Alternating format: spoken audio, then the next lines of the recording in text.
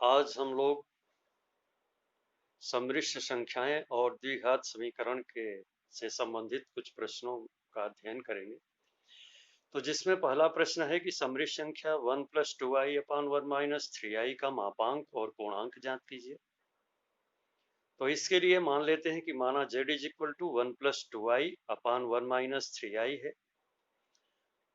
अब इसमें जो हर में विद्यमान 1 - 3i है, जो इमेजिनरी नंबर है या सम्मिश्र संख्या है, इसको वास्तविक बनाने के लिए हम इसके संयुग्मी यानी 1 + 3i का अंश और हर में गुणा कर देते हैं। तो 1 + 2i अपान 1 - 3i में गुणा कर देते हैं 1 + 3i अपान 1 + 3i। अब इसको सरल करने पर हमें मिल जाता है कि 1 + 3i + 2i + 6i whole square upon 1² - 3i का होल स्क्वायर, जिसे सरल करने पर हमें मिल जाता है 1 + 5i, चूंकि 2i और 3i दोनों पॉजिटिव हैं, जुड़ जाते हैं, समान पद हैं।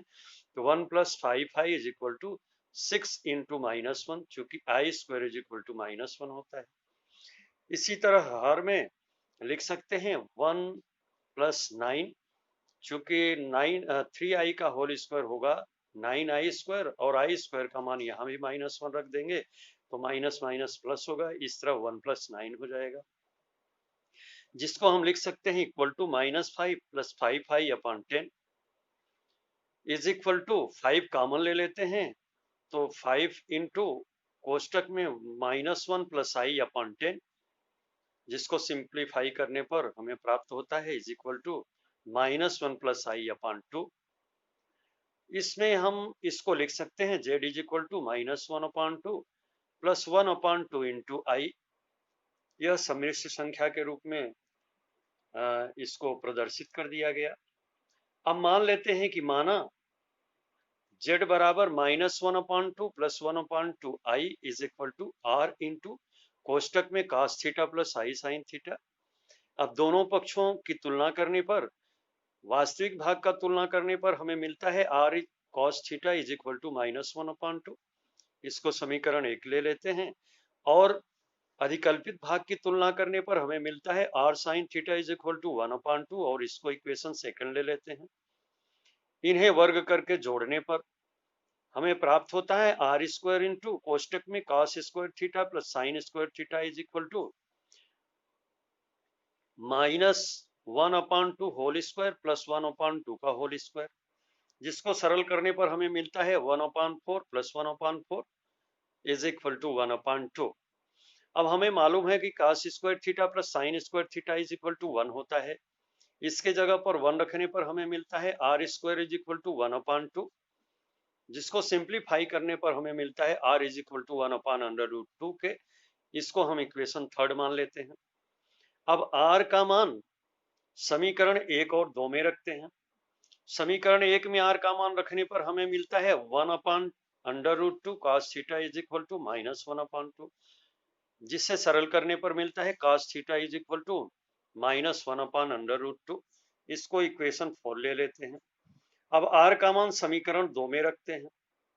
समीकरण 2 में r का मान रखने पर हमें मिलता है 1/√2 sin थीटा = 1/2, जिसको सॉल्व करने पर sin थीटा = 1/√2 प्राप्त होता है। इसको हम इक्वेशन 5 ले लेते हैं। अब समीकरण 4 और समीकरण 5 को देखने पर हमें मिलता है कि कोसाइन का मान निगेटिव और साइन का मान पॉजिटिव है और यह द्वितीय चतुर्थांश में होता है, इसलिए थीटा जो है वह द्वितीय चतुर्थांश में होना चाहिए। थीटा का मान, चूंकि थीटा द्वितीय चतुर्थांश में स्थित होगा, इसलिए हम लिख सकते हैं थीटा = π-π/4, जिसे सॉल्व करने पर हमें मिलता है = 3π/4। अतः मापांक r बराबर 1/√2 और कोणांक थीटा बराबर 3π/4 हुआ। इस तरह ये प्रश्न सॉल्व हुआ। अगला प्रश्न लेते हैं। अगला प्रश्न है कि सम्मिश्र संख्या -3 - √3i का ध्रुवीय रूप ज्ञात कीजिए। इसको हल करने के लिए मान लेते हैं कि माना -3 minus under root 3i is equal to r into कोष्टक में cos theta plus i sin theta. दोनों पक्षों से वास्तविक और अधिकल्पित भागों की तुलना करने पर, वास्तविक भाग की तुलना करने पर हमें मिलता है r cos theta is equal to -3। इसको इक्वेशन फर्स्ट ले लेते हैं। और अधिकल्पित भाग की तुलना करने पर हमें मिलता है r sin theta is equal to minus under root 3। इसको इक्वेशन सेकंड ले लेते हैं। समीकरण 1 और समीकरण 2 का वर्ग करके जोड़ने पर हमें प्राप्त होता है आर स्क्वायर इंटू कोष्टक में cos square theta plus sine square theta is equal to -3 whole square plus minus under root 3 whole square, जिसे सरल करने पर हमें प्राप्त होता है 12। तब अब हमको मालूम है कि cos square theta plus sine square theta is equal to 1 होता है। 1 रखने पर r square is equal to 12 मिलता है, जिसे सरल करने पर r is equal to 2 under root 3 मिलता है। इसे इक्वेशन थर्ड ले लेते हैं। अब r के इस मान को समीकरण 1 और 2 में रखने पर, समीकरण 1 में रखने पर 2 under root 3 cos theta is equal to -3 प्राप्त होता है, जिसे सरल करने पर cos theta is equal to -3 upon 2 under root 3 प्राप्त होता है, जिसे हल करने पर हमें मिलता है माइनस अंडर रूट 3 अपॉन 2। इसे इक्वेशन 4 लिख देते हैं। और r का मान समीकरण 2 में रखने पर 2 under root 3 sine theta is equal to minus under root 3 प्राप्त होता है, जिसे सरल करने पर sine theta is equal to minus under root 3 upon 2 under root 3 प्राप्त होता है। और इसे सॉल्व करने पर इक्वल टू -1 अपॉन 2 प्राप्त होता है। इसे इक्वेशन 5 लिख देते हैं। अब यहाँ देखते हैं कि कोसाइन निगेटिव है और साइन भी निगेटिव है, तो तीसरे चतुर्थांश में साइन और कोसाइन दोनों ऋणात्मक होते हैं, अतः थीटा का मान तीसरे चतुर्थांश में होना चाहिए। इसलिए थीटा इज इक्वल टू -150, जिसको हम लिख सकते हैं इक्वल टू -5 पाई बाई 6। अतः -3 माइनस अंडर रूट 3i बराबर लिख सकते हैं 2 अंडर रूट 3 कोष्टक में cos theta -5 pi by 6 plus i sine -5 pi by 6। यही आंसर हो गया। अब अगले प्रश्न को लेते हैं। अगला प्रश्न है समृद्ध संख्या अंडर रूट 3 प्लस आई को ध्रुवीय रूप में व्यक्त कीजिए। इसको हल करने के लिए मान लेते हैं कि माना under root 3 plus i is equal to r into cos theta plus i sine theta. इसे इक्वेशन फर्स्ट लिख देते हैं। दोनों पक्षों से वास्तविक और अधिकल्पित भागों की तुलना करने पर, वास्तविक भाग की तुलना करने पर r cos theta is equal to under root 3 प्राप्त होता है। इसे समीकरण 2 लिखते हैं। अधिकल्पित भाग की तुलना करने पर i sin theta is equal to 1 प्राप्त होता है, और इसे इक्वेशन थर्ड लिख देते हैं। समीकरण 2 और समीकरण 3 का वर्ग करके जोड़ने पर हमें प्राप्त होता है कि r स्क्वायर इंटू कोष्टक में cos square theta plus sine square theta is equal to under root 3 whole square plus 1 whole square, जिसे सॉल्व करने पर 4 प्राप्त हो जाता है। अब हमें मालूम है कि cos square theta plus sine square theta is equal to 1 होता है, तो 1 रखने पर r square is equal to 4 प्राप्त हो जाता है, जिसे सॉल्व करने पर r इज इक्वल टू 2 मिलता है, और इसे इक्वेशन 4 लिख देते हैं। समीकरण 2 एवं 3 में r का मान रख देते हैं। तो समीकरण 2 में r का मान रखने पर 2 cos theta is equal to under root 3 प्राप्त होता है, जिसे सरल करने पर cos theta is equal to under root 3 upon 2 प्राप्त होता है। इसे समीकरण 5 लिख देते हैं। r का मान समीकरण 3 में रखने पर 2 sine theta is equal to 1 प्राप्त होता है, जिसे सरल करने पर sine theta is equal to 1 upon 2 मिलता है, और इसे इक्वेशन 6 लिख देते हैं। अब समीकरण 5 और 6 से यह देखते हैं कि कोसाइन और साइन दोनों धनात्मक है, तो प्रथम चतुर्थांश में साइन और कोसाइन दोनों धनात्मक होते हैं, अतः थीटा का मान प्रथम चतुर्थांश में होना चाहिए, तो theta is equal to pi by 6 हुआ। अब r एवं थीटा का मान समीकरण 1 में रखने पर, समीकरण 1 में रखने पर हमें प्राप्त होता है कि under root 3 plus i is equal to 2 into कोष्टक में cos pi by 6 plus i sine pi by 6 इस तरह ये सॉल्व हो गया। अब अगला प्रश्न लेते हैं। अगला प्रश्न है कि समृद्ध संख्या 6 + 8i का वर्गमूल ज्ञात कीजिए। इसको हल करने के लिए मान लेते हैं कि माना √6 + 8i = x + iy। दोनों पक्षों का वर्ग करने पर 6 + 8i = x + iy का होल स्क्वायर प्राप्त होता है, जिसे सरल करने पर 6 + 8i = x² - y² + 2xy × i प्राप्त होता है। दोनों पक्षों से वास्तविक एवं अधिकल्पित भागों की तुलना करने पर x² माइनस वास्तविक भाग की जब तुलना करते हैं तो x² - y² = 6 प्राप्त होता है। इसको समीकरण 1 लिख देते हैं। अधिकल्पित भाग की तुलना करने पर 2xy = 8 प्राप्त होता है, जिसे सरल करने पर xy = 4 प्राप्त होता है। इसे समीकरण 2 लिख देते हैं। अब हमें x² + y² के रूप में समीकरण प्राप्त करने के लिए हम इसको इस तरह हल करते हैं कि x² + y² का होल स्क्वायर = x² - y² का होल स्क्वायर + 2xy का होल स्क्वायर। अब यहाँ हम देखते हैं कि समीकरण 1 से x² - y² = 6 है, तो इसके जगह पर 6 रखते हैं तो 6 होल स्क्वायर प्राप्त होता है, प्लस 2xy = 8 है, तो 8 रखने पर 8 का वर्ग हो जाता है, जिसे सरल करने पर 6 × 36 + 8 × 28 = 64 बराबर 100 प्राप्त होता है। अब वर्गमूल लेने पर हमें x² + y² = 10 प्राप्त होता है। इसे इक्वेशन 3 लिख देते हैं। अब समीकरण 1 और समीकरण 3 को हल करते हैं तो समीकरण 1 है x² - y² = 6 और समीकरण 3 है x² + y² = 10। जोड़ने पर यह देखते हैं कि y² के पद घटकर शून्य होते हैं, चूंकि एक पॉजिटिव है एक निगेटिव है, तो -y² और +y² है, घटकर शून्य हो जाता है। x² और x² दोनों के चिन्ह समान हैं। जोड़ने पर 2x² = 16 प्राप्त हो जाता है। दाएं पक्ष में 10 और 6 मिलकर 16 हो जाता है, तो हमें मिला 2x² = 16, जिसे सरल करने पर x² = 8 प्राप्त होता है। अतः वर्गमूल लेने पर x ± 2√2 प्राप्त हुआ। x का मान मालूम हो गया। अब x² का मान समीकरण 3 में रखने पर समीकरण 3 है x² + y² = 10, तो पहले लिख देते हैं x² + y² = 10। अब x² का मान 8 है, तो x² की जगह पर 8 रखने पर 8 + y² = 10 प्राप्त हुआ, जिसे सॉल्व करते हैं, पक्षांतर करते हैं तो y² = 10 - 8 हुआ। सरल करने पर y² = 2 मिला और वर्गमूल ले लेने पर y ± √2 प्राप्त हो जाता है। इस तरह हमें x का मान और y का मान प्राप्त हो गया। अब समीकरण 2 में देखते हैं कि xy = 4 प्राप्त है।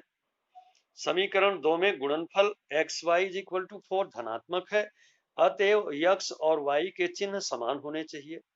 इसलिए x = 2√2 लेंगे, पॉजिटिव लेंगे तो y का भी मान पॉजिटिव होगा, यानी y = √2 हो जाएगा। या x का मान यदि निगेटिव लेते हैं तो x = -2√2 लेने पर y का भी मान ऋणात्मक होना चाहिए, यानी y = -√2 होना चाहिए। अतः 6 + 8i के अभीष्ट वर्गमूल होगा 2√2 + √2i और -2√2 -√2i, जिसको हम लिख सकते हैं √6 + 8i = ±√2 × कोष्टक में 2 + i। इस तरह यह दिए गए समृद्ध संख्या का वर्गमूल प्राप्त हो गया। अब अगला प्रश्न लेते हैं। समृद्ध संख्या 3 - 4i के वर्गमूल ज्ञात कीजिए। इसको हल करने के लिए मान लेते हैं कि माना √3 - 4i = x + iy। दोनों पक्षों का वर्ग करने पर 3 - 4i = x + iy का होल स्क्वायर प्राप्त होता है, जिससे सरल करने पर 3 माइनस 4i बराबर x square minus y square plus 2xy into i प्राप्त होता है। दोनों पक्षों से वास्तविक एवं अधिकल्पित भागों की तुलना करने पर वास्तविक भागों की तुलना करने पर x square minus y square is equal to 3 प्राप्त होता है, जिसे हम समीकरण 1 लिखते हैं। अधिकल्पित भाग की तुलना करने पर 2xy इज इक्वल टू -4 प्राप्त होता है, जिसे सरल करने पर xy इज इक्वल टू -2 प्राप्त होता है। इसे समीकरण 2 लिख देते हैं। अब हम लिख सकते हैं कि x square plus y square का whole square is equal to x square minus y square का होल स्क्वायर प्लस 2xy का होल स्क्वायर।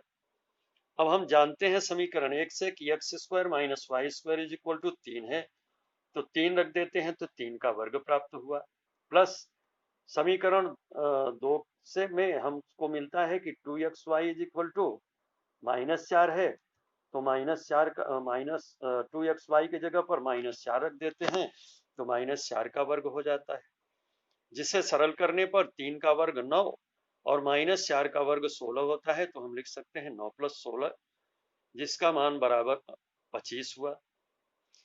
अब हम वर्गमूल लेने पर हमें मिलता है x square plus y square is equal to 5। इसे हम इक्वेशन थर्ड ले लेते हैं।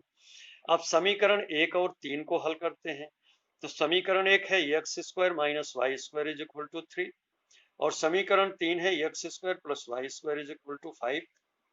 जोड़ने पर दोनों को तो y minus y square plus y square cancel हो जाता है, घटकर 0 हो जाता है, और एक्स स्क्वायर दोनों धनात्मक होने के कारण जुड़कर 2x स्क्वायर हो जाता है is equal to 5 + 3 is equal to 8 प्राप्त होता है, जिसे सरल करने पर x square is equal to 4 मिलता है और x इज इक्वल टू 4 का वर्गमूल लेने पर x इज इक्वल टू +-2 प्राप्त होता है। इस तरह हमें x का मान मिल जाता है। x स्क्वायर का मान समीकरण 3 में रखने पर तो समीकरण 3 है x square plus y square is equal to 5। अब इसमें एक्स स्क्वायर का मान 4 है तो एक्स स्क्वायर की जगह पर 4 रख देते हैं तो 4 + y square is equal to 5 प्राप्त होता है, जिसे सरल करने पर y square is equal to 5 - 4 प्राप्त होता है और इसे हल करने पर y square is equal to 1 मिला, जिसका वर्गमूल लेने पर वाई इज इक्वल टू +-1 प्राप्त होता है। अब x की वैल्यू और y की वैल्यू प्राप्त हो गई। अब हम देखते हैं कि समीकरण 2 में x y is equal to -2 है, तो समीकरण 2 से गुणनफल x y is equal to -2 ऋणात्मक है, अतः x और y के चिन्ह विपरीत होने चाहिए। इसका मतलब यह है कि यदि x का चिन्ह धनात्मक लेते हैं तो y का ऋणात्मक होना चाहिए। इसलिए x इज इक्वल टू 2 लेने पर y इज इक्वल टू -1 होना चाहिए, या x इज इक्वल टू -2 लेने पर y इज इक्वल टू 1 होना चाहिए। अतः 3 - 4i के वर्गमूल 2 - i और -2 + i होना चाहिए, जिसको हम लिख सकते हैं कि अतः √3 - 4i is equal to plus minus कोष्टक में 2 - i, यही जो वर्गमूल प्राप्त हो गया, दी गई समृद्ध संख्या का वर्गमूल प्राप्त हो गया। अब अगले प्रश्न में आते हैं। अगला प्रश्न है कि समीकरण x square plus 3x plus 9 is equal to 0 को हल कीजिए।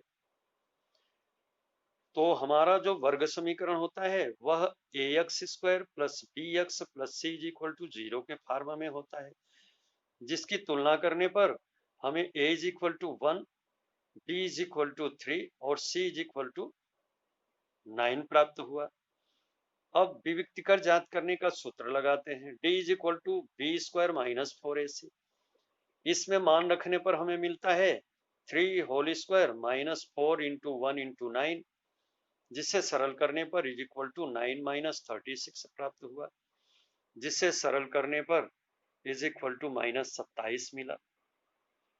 अब हमें x का मान ज्ञात करना है तो हम सूत्र लगाते हैं x is equal to -b + -√d/2x से ये सूत्र लगा देते हैं और इस सूत्र में मान रख देते हैं, is equal to -3 plus minus under root -27 बटे 2 गुणे 1 हुआ, जिसको सरल करने पर is equal to -3 plus minus under root 27 और अंडर रूट -1 का मान आई होता है, तो यह हो गया प्लस माइनस अंडर रूट 27 आई बटे 2। अतः दत्त समीकरण के अभीष्ट मूल x इज इक्वल टू धन चिन्ह लेने पर -3 बटे 2 धन अंडर रूट 27 बटे 2 आई और ऋण चिन्ह लेने पर -3/2 माइनस अंडर रूट 27 बटे 2 आई प्राप्त हो जाता है। इस तरह दिए गए समीकरण का हल प्राप्त हो गया। अब अगला प्रश्न लेते हैं। अगला प्रश्न है कि समीकरण x² minus 4x plus 5 is equal to 0 को हल कीजिए। x² minus 4x plus 5 is equal to 0, तो जो वर्ग समीकरण का स्टैंडर्ड फॉर्म है वो है ax² plus bx plus c is equal to 0, जिसकी तुलना पर हम देखते हैं कि a is equal to 1, b is equal to -4 और c इज इक्वल टू 5 प्राप्त होता है। विविक्तिकर का सूत्र लगाने पर d is equal to b² minus 4ac, जिसमें हम मान सब्स्टिट्यूट करते हैं तो हमें प्राप्त होता है is equal to -4 whole square -4 into 1 into 5, जिसे सरल करने पर 16 माइनस 20 मिलता है। इसका मान बराबर -4 हो जाता है। अब सूत्र लगाने पर x is equal to -b plus minus under root d upon 2a। अब इस सूत्र में मान सब्स्टिट्यूट कर देते हैं तो -4 plus minus under root -4 upon 2 into 1 प्राप्त हुआ, जिसको सरल करने पर is equal to 4 plus minus under root 4 का मान 2 हो जाएगा और अंडर रूट -1 का मान आई हो जाएगा, इसलिए ये हो गया 4 प्लस माइनस 2i अपॉन 2, जिसको 2 से डिवाइड करने पर 2 प्लस माइनस आई प्राप्त हुआ। अतः x की value x is equal to 2 plus minus i हुआ, जिसको हम लिख सकते हैं धन चिन्ह लेने पर 2 प्लस आई एक मूल हो गया और ऋण चिन्ह लेने पर ऋणात्मक चिन्ह लेने पर 2 माइनस आई दूसरा मूल प्राप्त हो जाता है।